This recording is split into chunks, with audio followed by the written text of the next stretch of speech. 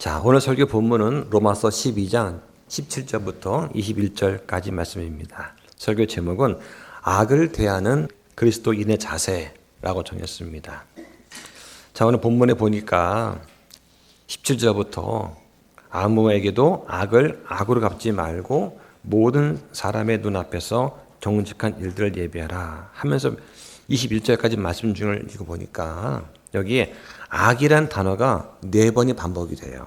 그리고 원수라는 단어가 직접적으로 3번 나오는데 원수를 가리키는 말까지 더하면 7번 나옵니다. 그러니까 오늘 본문에서 좀 부정적인 단어가 11번 나오는 거예요. 11번. 이 짧은 구절 속에 이렇게 부정적인 단어가 많이 반복이 되는 경우가 많지 않은 것 같습니다. 우리는 살면서 악한 일을 여러 번 당하게 됩니다. 여기서 원수라고 하는 것은 어떤 원수냐? 나의 개인적인 원수를 말하는 거예요. 우리는 살면서 원수 같은 그런 자로 인해서 밤잠을 설치고 가슴에 한이 맺혔던 그런 기억이 있습니다. 이게 서로 쌍방과실이라면 뭐 할 말이 없는데 억울하게 당한 경우라면 어떻습니까?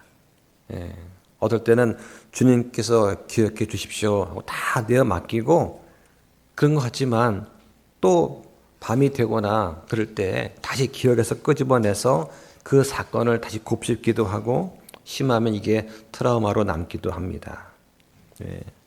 가장 기억에 남는 것은 뭐냐? 아마 대부분 직장 생활을 하면서 그 악덕한 상사 때문에 받는 그러한 고통일 것 같아요.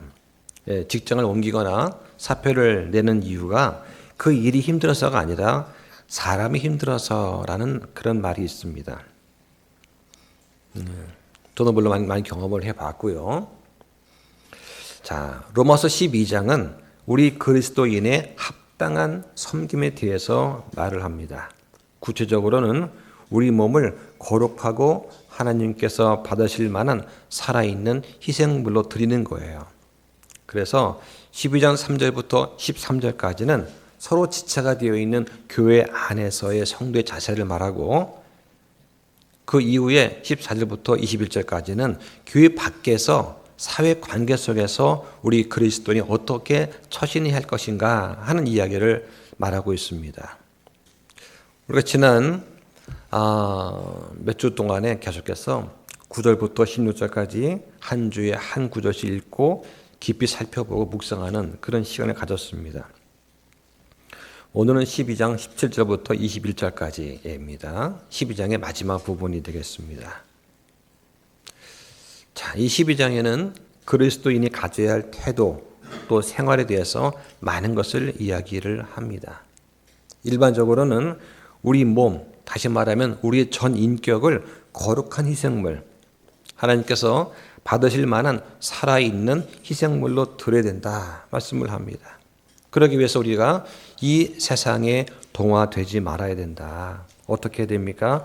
생각을 새롭게 해서 변화를 받아라 말씀을 하는 거예요. 그 결과가 뭐냐?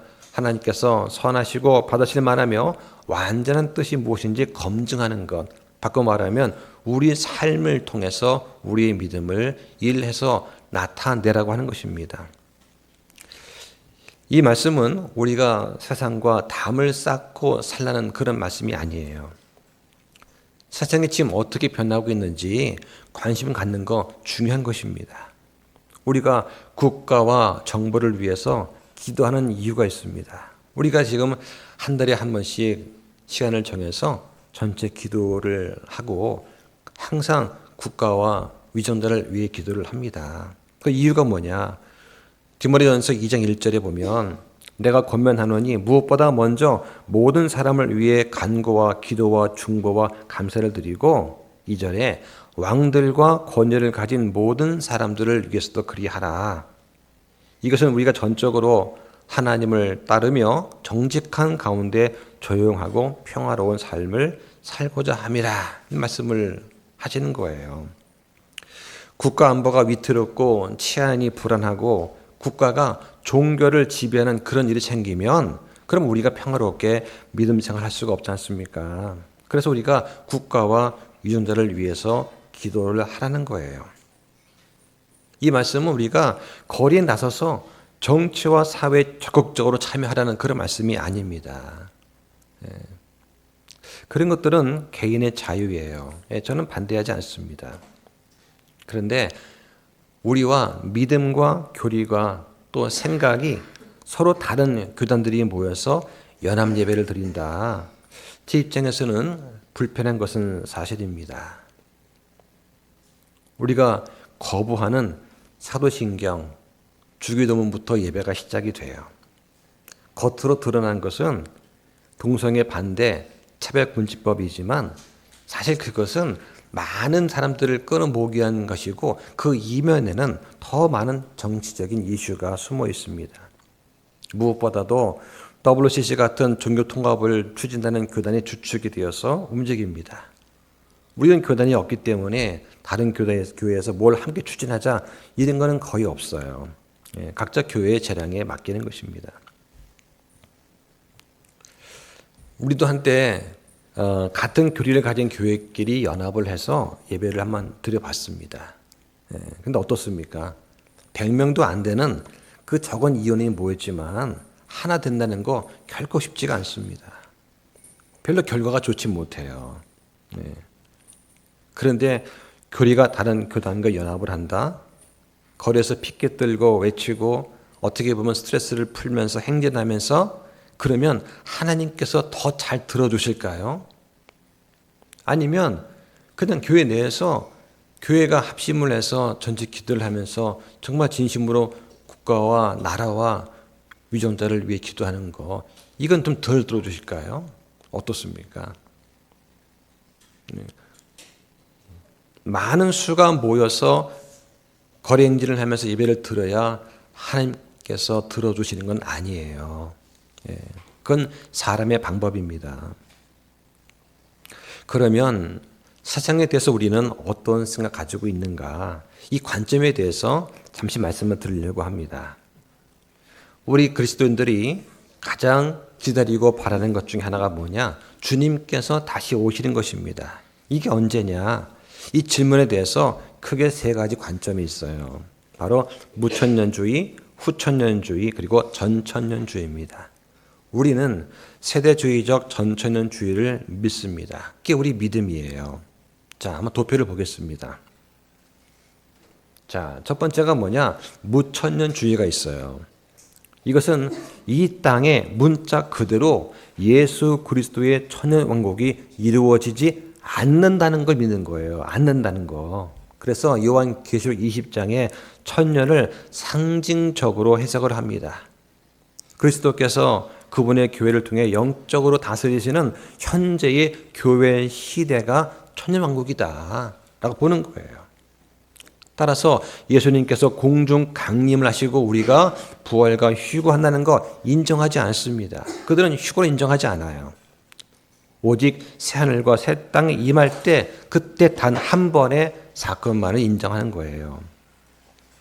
그래서 이사야서 11장, 계시록 20장에 나오는 그리스도께서 이 땅을 물리적으로 통치하시는 천년왕국을 설명하지 못합니다. 대표적인 게 로마 가톨릭 교회입니다. 로마 교회의 교황이 이 땅을 다스리는 이 시대가 천년왕국이다 보는 거예요. 그러면서 교회가 이스라엘을 대체한다 하는 걸 주장합니다. 그리고 천주교와 거기서 나온 개신교들이 함께 믿고 주장하는 거예요. 성경은 이것을 인정하지 않습니다. 자, 그 다음에 후천년설이 있어요. 자, 이것은 뭐냐면 천년왕국이 지나가는 다음에 예수님의 재림이 있다고 믿는 것입니다. 이걸 누가 믿느냐? 대부분의 많은 인본주의자들이 믿어요. 다시 말하면 사람의 힘으로 이 땅에 유토피아가 건설이 되면 그때 비로소 그리스도의 재림이 임한다고 하는 것입니다. 그러나 성경은 죄 많은 사람들이 예수 그리스도의 적극적인 개입 없이 평화의 왕국을 건설한다는 것은 불가능하다. 이걸 말하고 있습니다. 이들의 주장은 뭐냐? 시간이 지나가면 사회가 점점 기독교의 가치와 성경 원칙에 의해서 형성이 되고 더 나아질 거다 하는 거예요.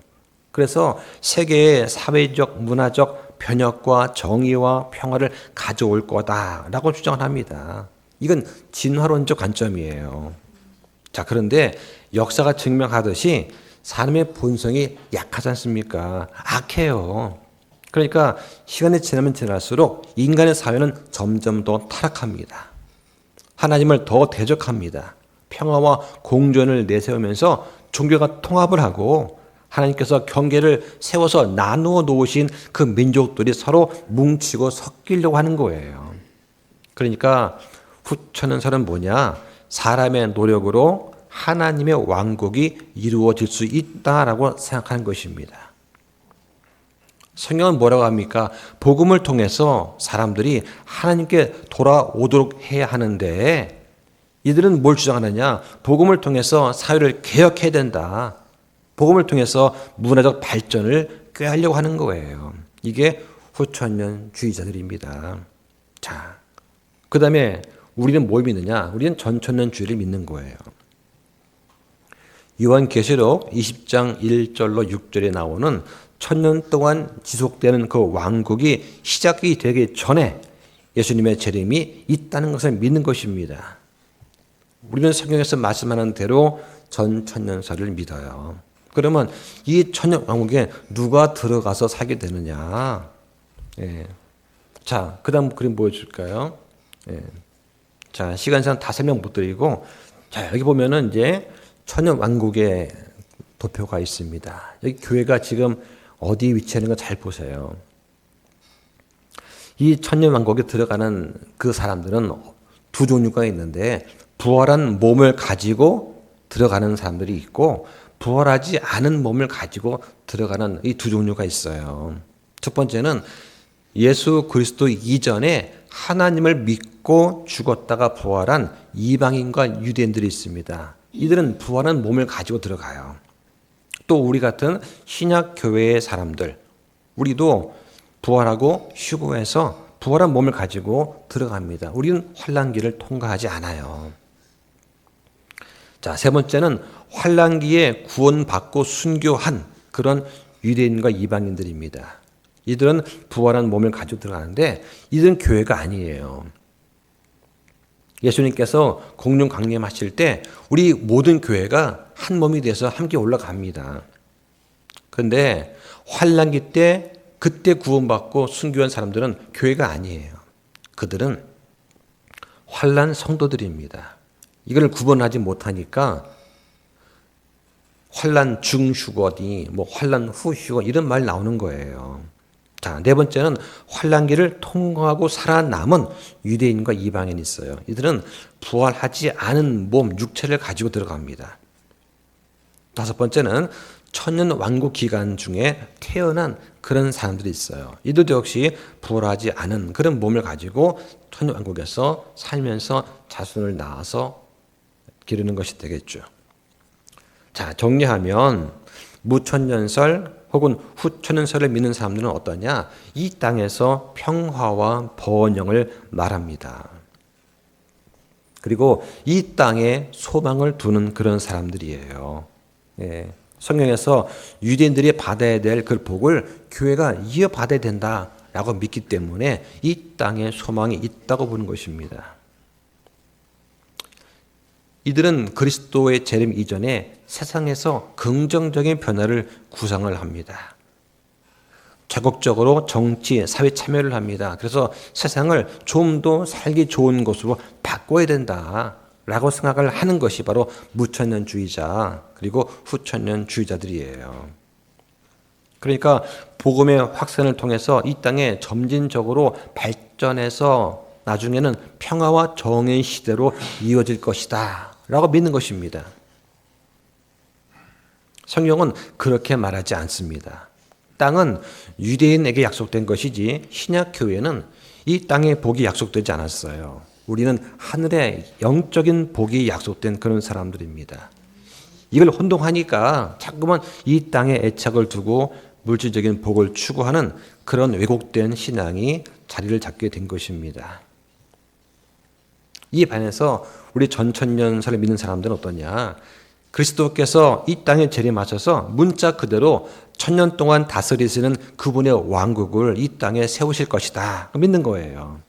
그리고 그분께서 개입하실 때까지 인류 역사는 점점 쇠퇴할 것이다 라고 보는 것입니다. 자, 이렇게 세 가지 관점이 있어요. 그러니까 사람들이 피켓 들고 나가가지고 뭐 동성애 반대, 뭐 이런 걸 막 외친다고 해서 세상이 좋게 바뀌냐? 그렇지 않다는 거예요. 물론 그렇게 하면은 위정자들한테 조금 더 자극이 되고, 아, 여론이 이렇구나.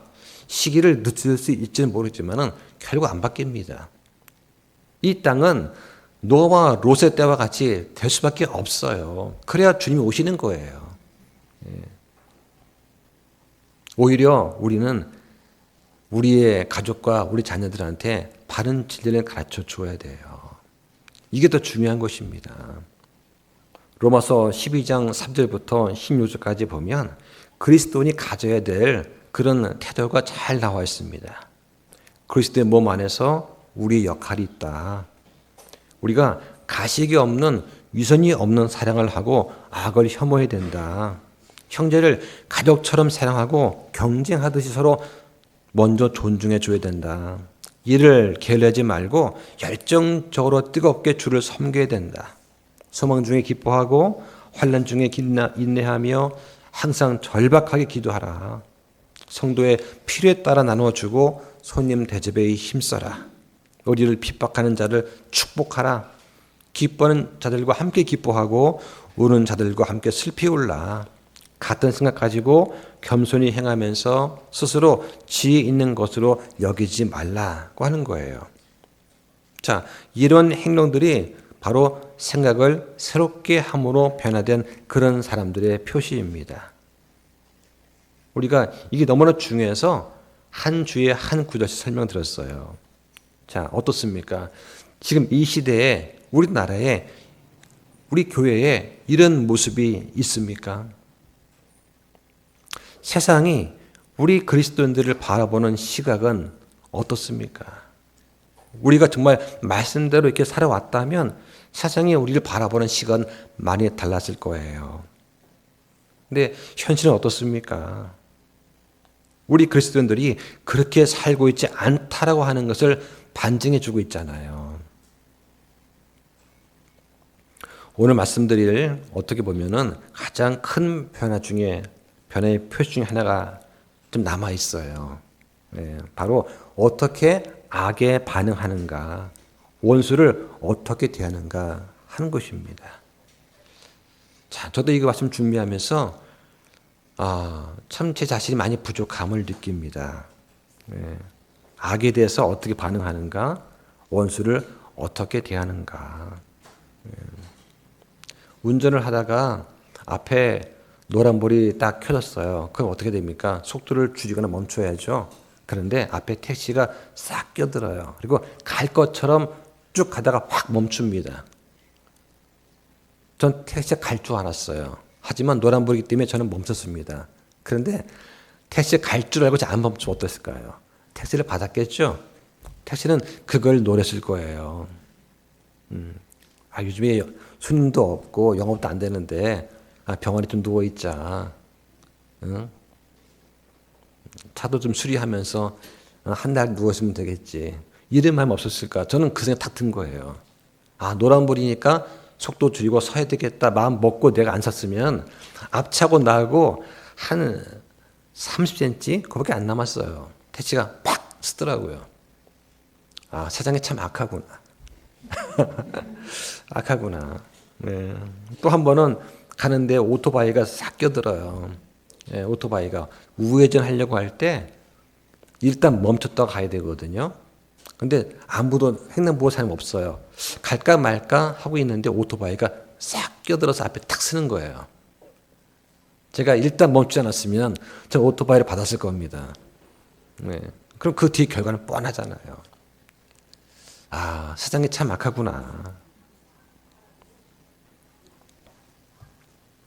나한테 악을 행한 사람에 대해서 인간의 본성은 보복으로 응답하라고 외칩니다. 창세기 4장에 보면 가인이 동생 아벨을 살해한 다음에 그 가인의 후손 라멕이 이렇게 말을 해요. 창세기 4장 24절에 가인을 위해서 7배로 복수가 이어질 것이라면 참으로 라멕을 위해서는 77배로 복수가 이루어지리라. 라멕이 밖에 나갔다 왔는데 다쳤어요. 조그만 상처를 입었습니다. 그런데 뭐라고 합니까? 나한테 상처를 입힌 남자를 내가 죽였고 나를 다치게 한 청년을 내가 죽였다 라고 하면서 하는 변명이 뭐냐?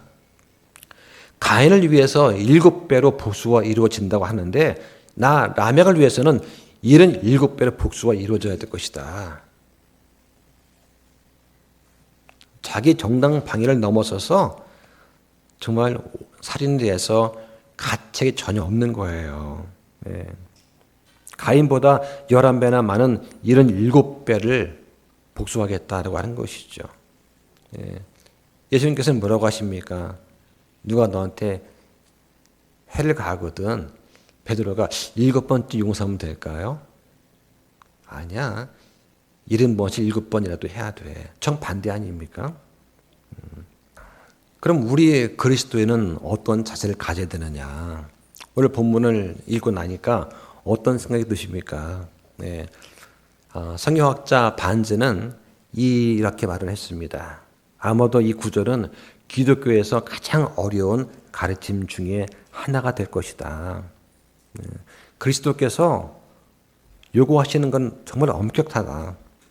모든 그리스도인에게 요구하는 엄숙한 명령이고 우리는 반드시 지켜야 된다. 이런 말을 했어요. 여러분 어떠십니까? 진짜 우리가 악을 악으로 갚지 않는다는 거, 원수는 사랑한다는 거, 이게 정말 쉽지가 않은 것 같아요.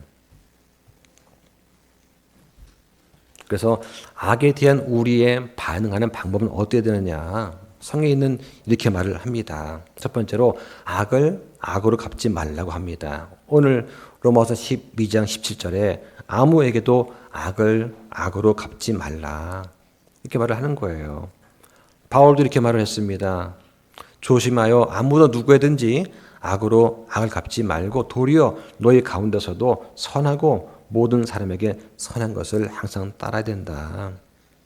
솔로몬도 이런 말을 했습니다.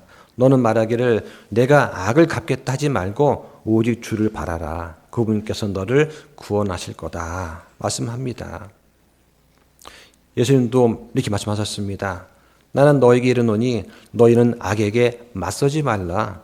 누구든지 내 오른밤을 치거든 그에게 다른 뺨도 돌려대라. 제가 지난번에 그 예를 들었던 손양훈 목사님이 이런 경우였잖아요. 베드로도 말을 합니다. 악을 악으로 욕설을 욕설로 갚지 말고 오히려 반대로 축복하라.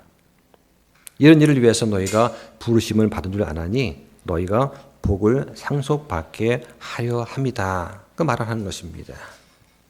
악에 대해서 나도 똑같은 방식으로 응답하는 거 성경은 이것을 금하고 있어요.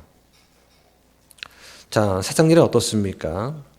자, 내가 집을 지으려고 땅을 사놓았어요. 예. 그런데 어느 날 보니까 누가 내 땅에다가 고구마 같은 작물을 심어 놓은 것입니다. 나는 모르고 있었는데 어느 날 와보니까 고구마가 이게 매체 영어로 있는 거예요. 그럼 어떨까요?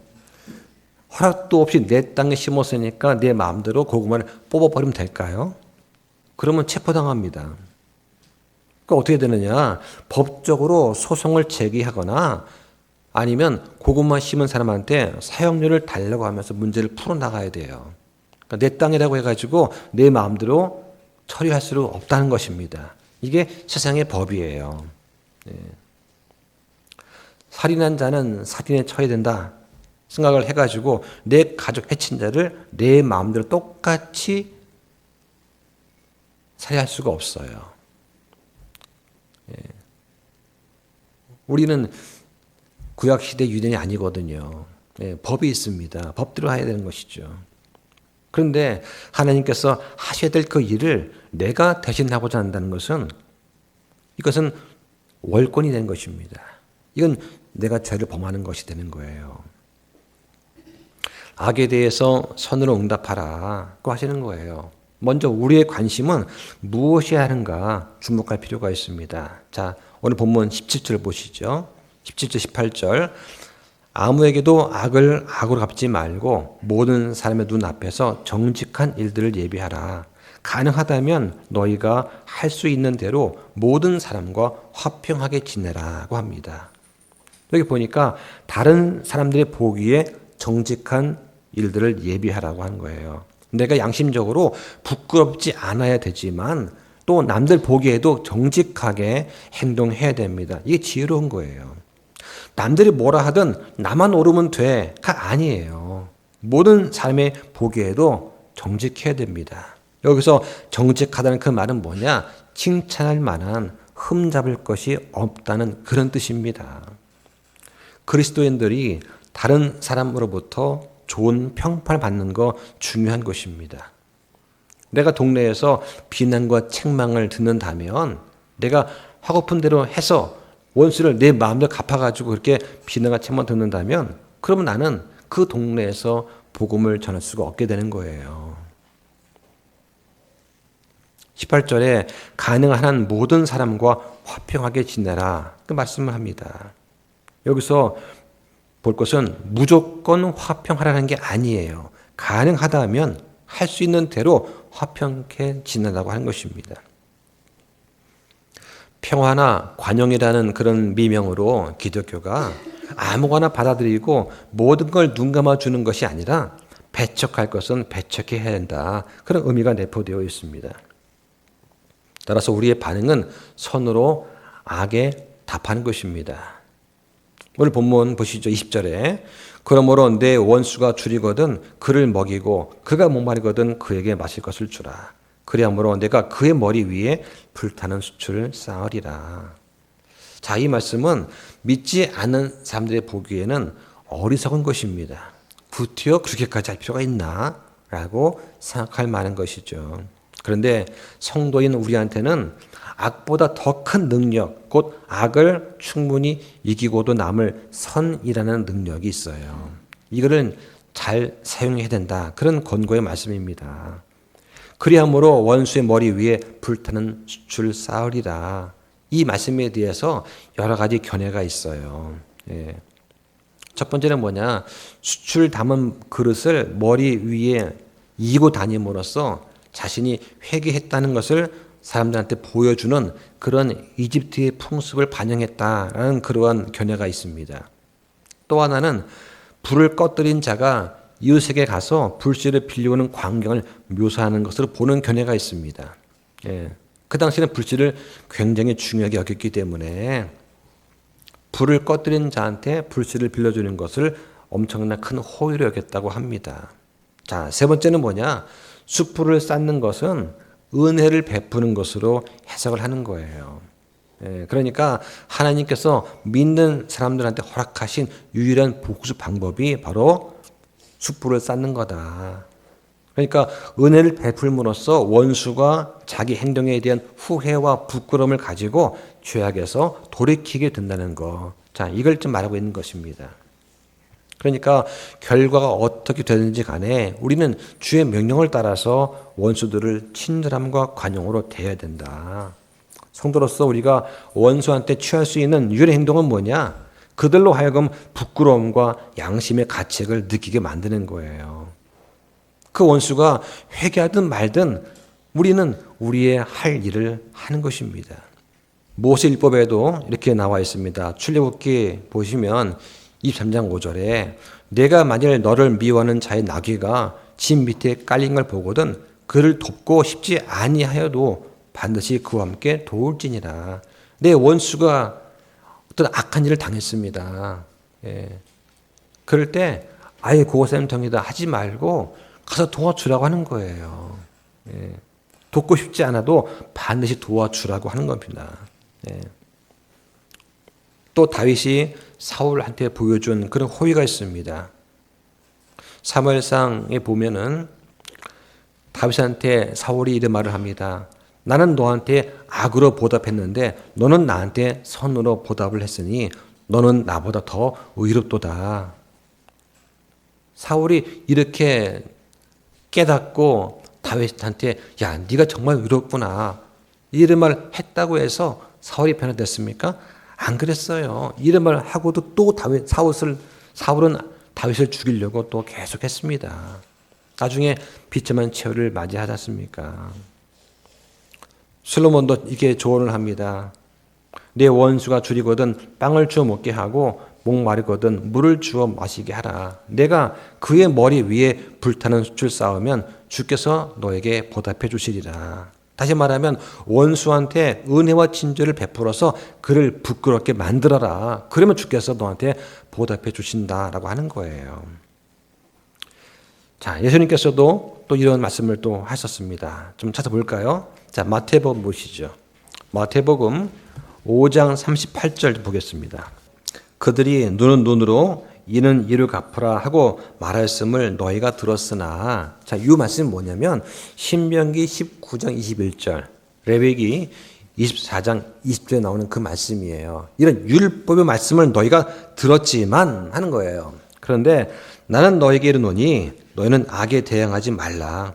누구든지 내 오른뺨을 치거든 그에게 다른 뺨도 둘러대며 또 어떤 사람이 너를 법에 고소하여 내 겉옷을 빼앗으려 하거든 내 겉옷도 가지게 하고. 이 겉옷이라고 하는 것은 낮과 밤의 기온차가 심한 유대 지방에서는 생명과도 같은 거예요.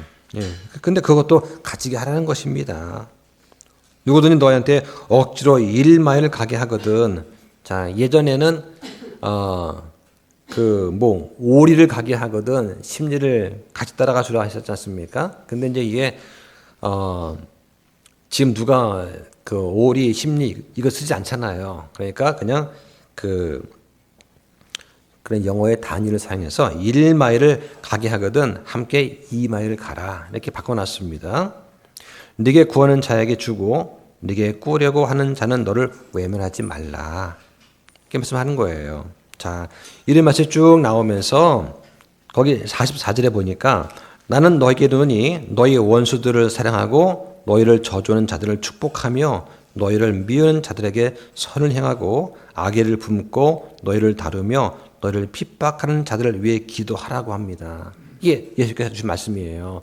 자, 그러면 이걸 왜 해야 됩니까? 전 너무나 억울합니다. 등등 많은 이유가 있을 거 아니에요. 자, 왜 해야 되냐? 45절. 자, 함께 씁니다. 자, 시작. 그러면 너희가 하늘에 계신 너희 아버지의 아이들이 되리니 그분께서는 자신의 해를 악한 자들과 선한 자들 위에 떠오르게 하시고 비를 의로운 자들과 불의한 자들 위에 내려주신다. 그러니까 이렇게 해야 되는 이유는 뭐냐? 우리가 하늘에 계신 우리 아버지의 아이들이 되기 때문이다 라고 하는 것입니다. 예수님께서도 친히 몸으로 보여주신 그러한 선으로 악을 대하는 방법을 보여주셨지 않습니까? 그러면 그분의 아이들인 우리들도 마찬가지로 해야 된다라고 하는 거예요. 이게 성경에서 하나님이 우리한테 원하시는 거다 하는 것입니다.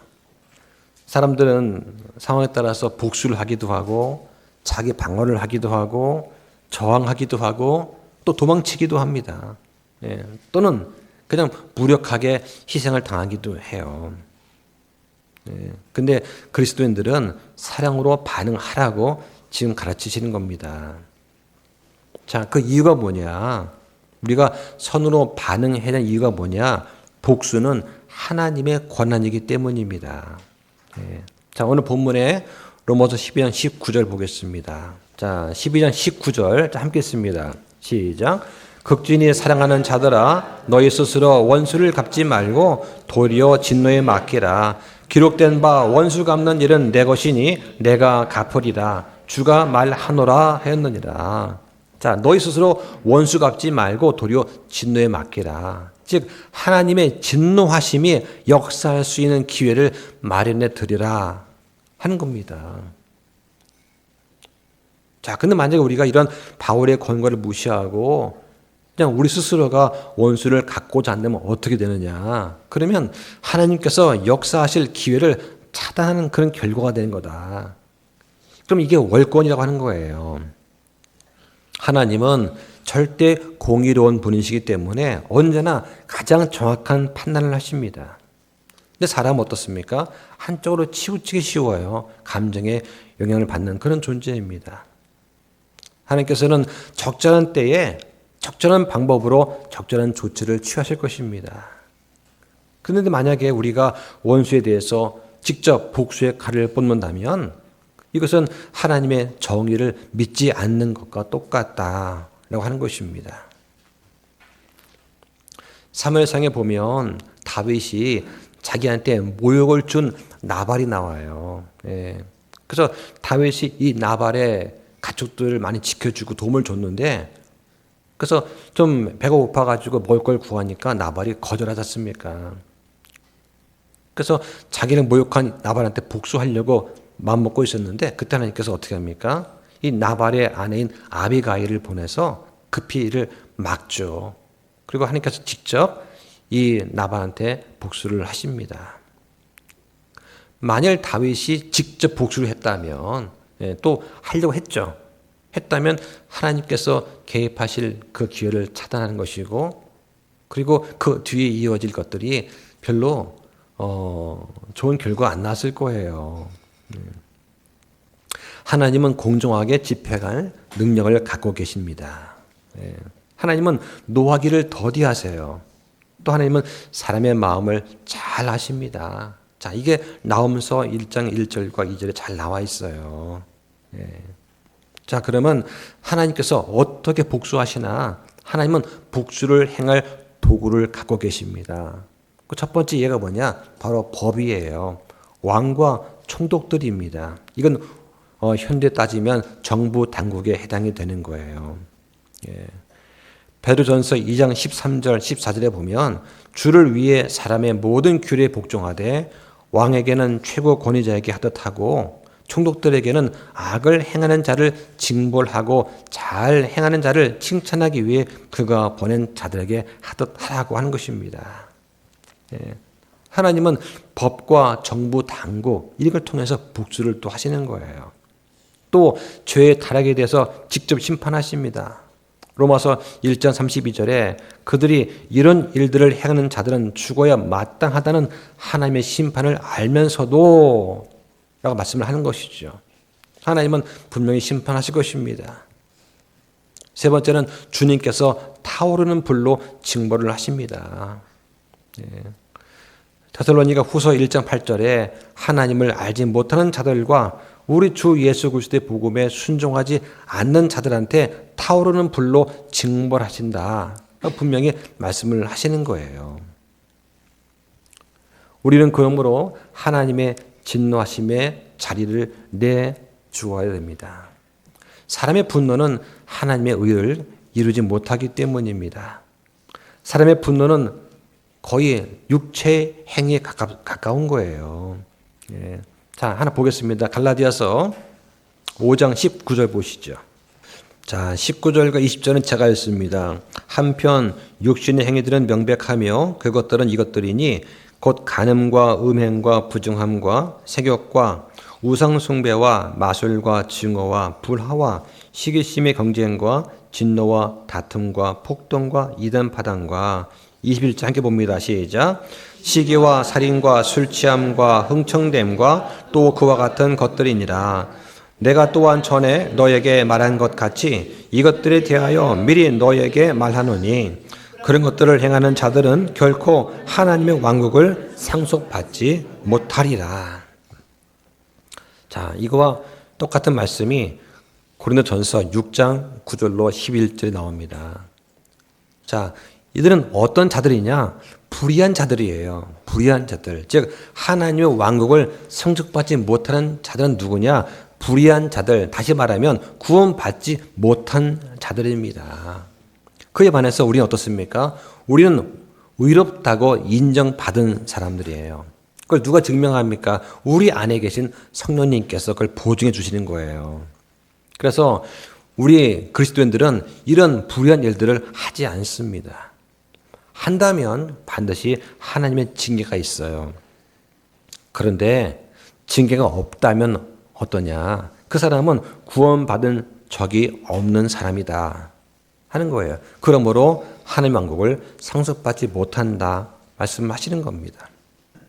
우리는 이렇게 하나님께서 진노하시면 맡겨야 되는데 이것을 내가 한번 해보겠다, 우리 힘으로 똑같이 동일하게 해보겠다 한다면 이건 큰 잘못인 것입니다. 우리의 목표는 악에 대해 승리하는 거예요. 오늘 본문 로마서 12장 21절에 악에게 지지 말고 도리어 선으로 악을 이기라고 합니다. 이겨라, 영어로 overcome이에요.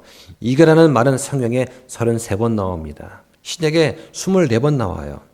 그 중에서도 요한 서신과 계시록에만 19번 나옵니다. 이겨야 된다 말씀을 하는 거예요. 그럼 어떻게 우리가 악을 이기고 악한 사람을 변화시킬 수 있느냐? 만약 우리가 우리 힘으로 복수하고 우리 힘으로 방어하고 우리 힘으로 대응하려고 한다면 상대방한테 힘이 정이다 하는 인상을 줄 것입니다. 만약 우리가 도망치거나 피하려고만 한다면 상대방한테 우리는 겁쟁이거나 나약하다는 그런 생각을 심어줄 거예요. 악을 이기고 악한 사람을 변화시키는 가장 가능성이 높은 방법이 있습니다. 바로 적극적인 선한 의지를 가지고 반응하는 거예요. 이 방법이 뭐냐? 바로 하나님께서 세상을 변화시키려 하신 방법입니다. 한번 보겠습니다. 로마서 5장 8절 보시죠. 우리가 아직 죄인이었을 때에 그리스도께서 우리를 위해 죽으심으로써 하나님께서 우리를 향한 자신의 사랑을 당당히 제시하시느니라. 이게 하나님 방법이에요. 자, 또 하나 보겠습니다. 요한복음 3장 16절. 자, 이거는 뭐 다 외우고 계시겠죠. 요한복음 3장 16절. 하나님께서 세상을 이처럼 사랑하사 자신의 독생자를 주었으니 이것은 누구든지 그를 믿는 자는 멸망하지 아니하고 영존한 생명을 얻게 하려 하심이다. 이게 하나님의 방법이에요. 하나님께서는 복음을 통해서 세상을 변화시키려고 하십니다. 사람들의 정치 참여, 사회 참여가 아니라 복음을 통해서 사람을 변화시키려고 하세요. 이게 하나님 방법이에요. 그럼 예수님은 어떻겠습니까? 자, 보겠습니다. 베드로전서 2장 21절 보시죠. 25절까지입니다. 바로 그 일을 위해 너희가 부르심을 받았나니 그리스도께서도 우리를 위해 고난을 당하심으로 우리에게 본을 남기사 너희가 자신의 발자취를 따라오게 하셨느니라. 그분께서는 죄를 짓지 아니하시고 입에 교활함도 없으셨으며 욕을 당하시되 맞대어 욕하지 아니하시고 고난을 당하시되 위협하지 아니하셨으며 오히려 위롭게 심판하시는 분께 자신을 맡기고 친히 나무에 달려 자신의 몸으로 우리 죄들을 지었으니 이것은 죄들을 향해 죽은 우리가 의를 향해 살게 하려 하심이라. 그분께서 채찍에 맞음으로 너희가 고침을 받았나니 너희가 전에는 길 잃은 양 같았으나 지금은 너희 혼의 목자요 감독이신 분께 돌아왔느니라 하십니다. 분명히 이러한 예수님의 본은 사람들의 갈등과 악을 다루는 더 나은 길이 있다는 것을 보여줍니다. 예수님의 이런 겸손과 희생적인 사랑, 이것만이 사람들을 죄에서 돌이킬 수 있는 거예요. 또 우리는 그분의 발자취를 따라 걸으라고 부르심을 받은 그런 사람들입니다. 자, 말씀을 정리하겠습니다. 오늘 말씀은 우리한테 악을 대하는 올바른 자세를 말씀을 합니다. 아무에게도 악을 악으로 갚지 말고 모든 사람의 눈앞에서 정직한 일들을 예비하라고 하는 거예요. 선한 의지로 악에 반응한다고 해서 그 악한 사람이 항상 회심하는 것은 아닙니다. 예수님께서도 이 죄인들의 적대감을 견디면서 십자가에 못 박히셨습니다. 그런 경우 우리는 어떻게 되느냐? 예수님처럼 우리의 혼돈을 하나님께 맡겨야 됩니다. 베드로전서 4장 19절 보시죠. 고난을 견디는 그리스도의 자세가 어떠해야 되느냐? 자, 19절 함께 씁니다. 시작. 그러므로 하나님의 뜻대로 고난받은 자들은 잘 행하는 가운데 자기 혼을 지키는 것을 그분께 맡기되 신실하신 창조자께 맡기듯 할지어다. 자, 이게 우리가 처해야 될 자세다라고 하는 것입니다. 우리가 피켓 들고 나가서 외친다고 해서 바뀌는 것이 아니다. 그러면 어떤 분은 그러죠. 기도원 한다고 다 됩니까? 뭔가 행동을 나타내 줘야죠. 근데 그 행동이라고 하는 것이 먼저 내가 하나님과 바른 관계를 갖고 복음을 가지고 바른 사람을 전도하는 거, 이게 먼저가 되어야지 단순하게 피켓 들고 외친다고 해가지고 세상 사람들이 그걸 보고서 돌아오느냐 주께, 절대 그렇지 않다는 겁니다. 또한 우리가 악에 대해서 선으로 대응해야 되는 이유가 또 한 가지 있는데, 바로 우리가 죄인들과 구별되기 위한 거예요. 우리는 거룩해야 됩니다. 죄인들과 구별돼야 되는 거예요. 거룩이란 말은 구별되는 것입니다. 그러면서 하나님 아버지를 우리가 닮아가는 거예요. 우리는 하나님의 아이들이기 때문입니다. 그래서 우리가 이렇게 악을 악으로 욕설을 욕설로 갚지 말고 오히려 축복해야 되는 이유가 뭐냐? 우리가 이런 일을 위해서 부르심 받았을 뿐만 아니라 또 하나님께서 우리한테 복을 상속해 주시기 위해서는 이렇게 해야 된다 한 것입니다. 하나님 우리한테 영적인 복을 주시기 원하십니다. 우리가 생각을 새롭게 함으로써 변화가 되고 또 악에 대응하는 이 모습들이 하나님 보시기에 선하고 받아들일 수 있고 완전하다는 것을 우리의 믿음으로 보여드려야 돼요. 그런 여러분 되시기를 예수님 이름으로 축원드립니다. 기도하겠습니다.